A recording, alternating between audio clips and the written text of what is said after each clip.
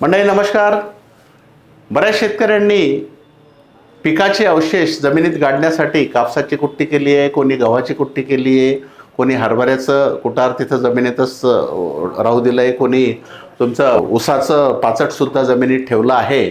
जर या पिकांच्या अवशेषाला जमीन जागीच जर लवकर कुजवायचं असेल तसं ते कुजतं, आपोआप कुजतं.